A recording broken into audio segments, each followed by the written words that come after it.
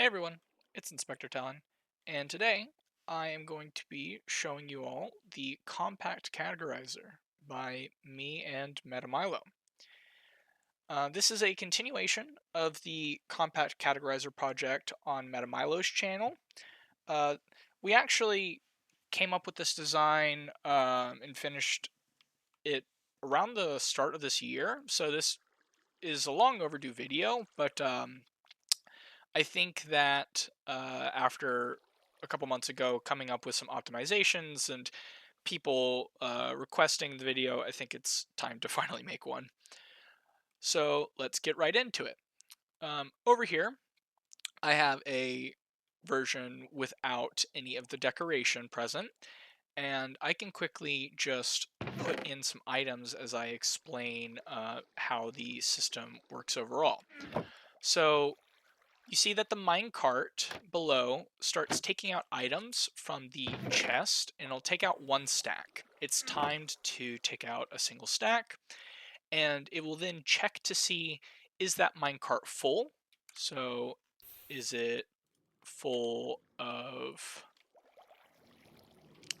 does the minecart look like this, or does it have less than a stack like this? Or maybe does it have an unstackable, something like that. If it is less than a stack, then what happens is it goes directly to the slices to be sorted. If it is a full stack, either from an unstackable or just a full stack of items, then it gets redirected for further input processing.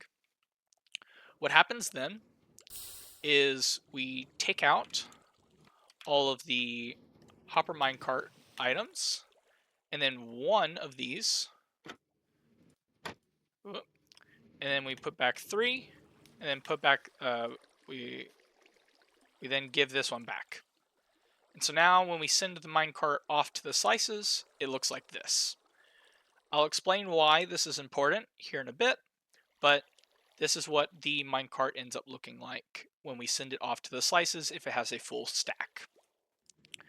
If it's an unstackable item, what we do is we simply take out this item, and then we return the minecart back to the input waiting area, so that we don't have to send it all the way through and do that, because you can't sort unstackable items in the whitelisters.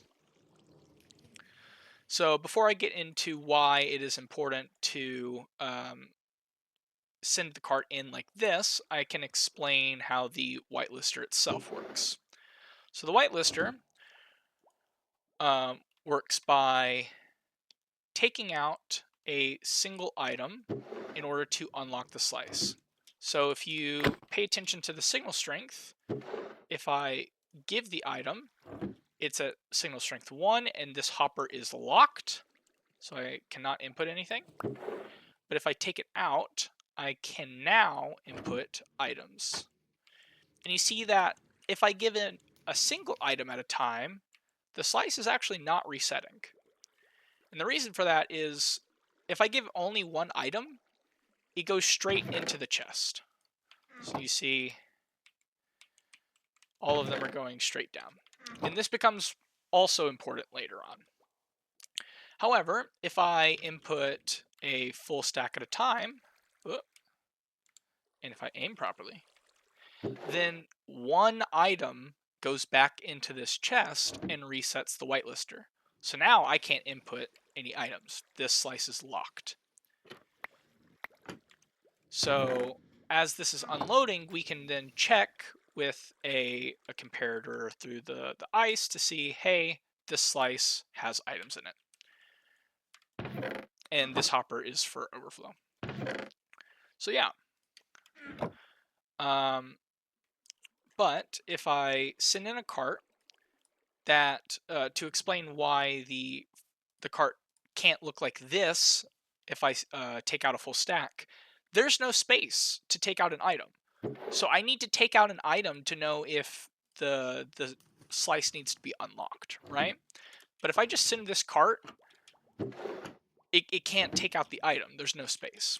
So the reason we reconfigure the cart that way is so that now there is space, even though it is holding a full stack. So I can run it through, and you see it takes it out and unlocks the cart. But now we have another problem. Now we have 65, and this is not, this is too much. So this is where that extra item comes in. I could send, whenever I break the cart, I could send in one item and then send in the full stack to reset the slice. So then the full stack gets processed and there aren't any problems. So that is how the general logic at the top works.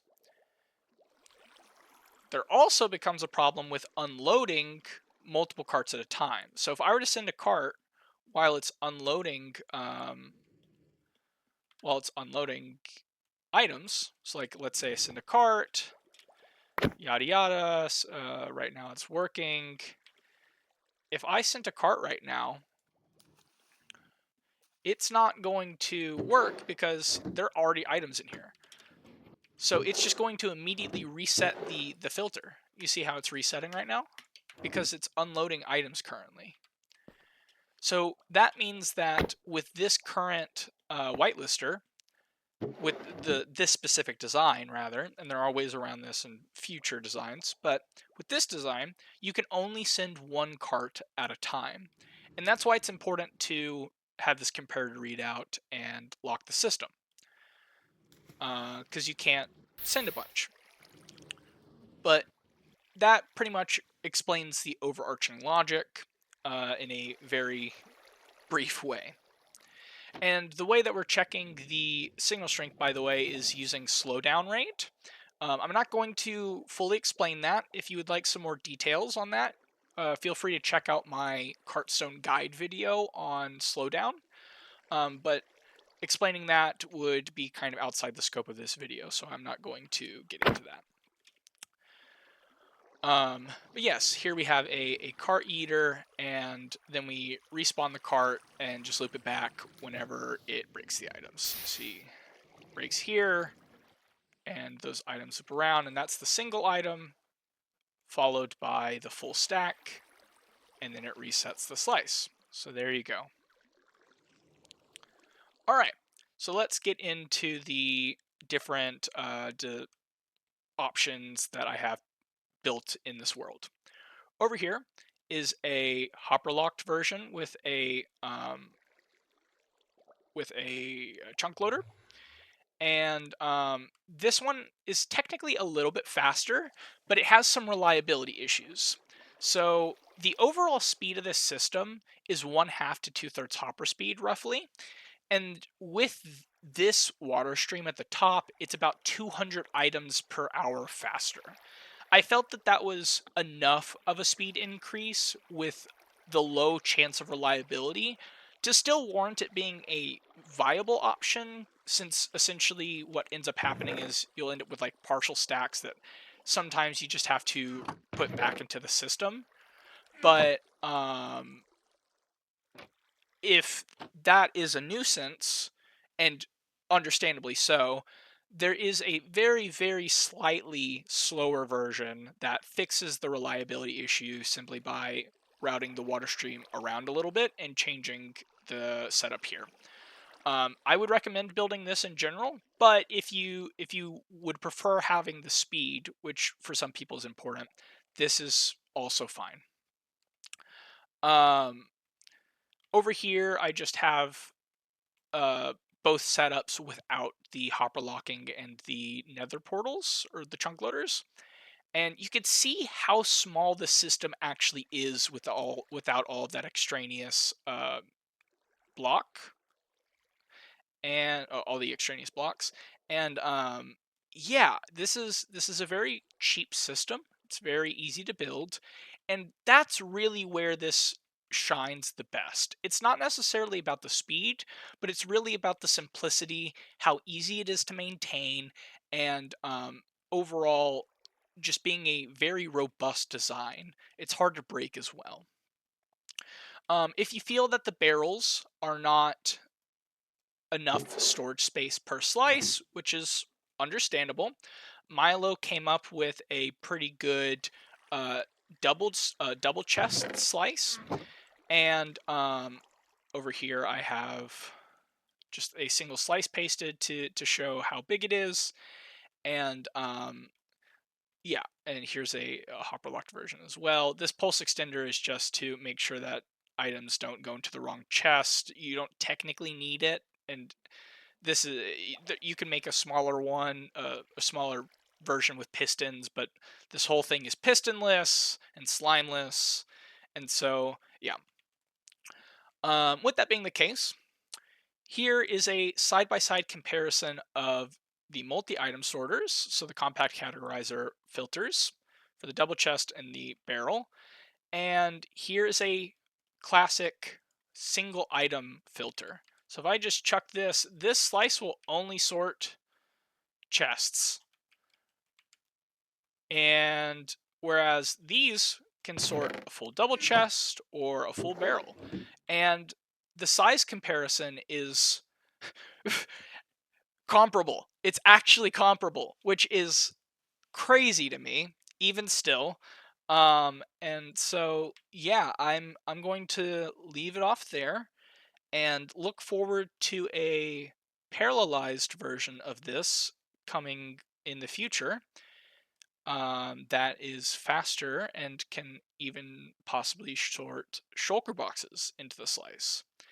If you have any questions about the system or debugging or anything like that, feel free to let me know in the comments or on Discord in the archives. I will leave a link to Milo's channel and the previous compact categorizer video. And thanks to MED for consulting with me for a couple things related to setting up this video and that preparing for it. So, thank you all for watching.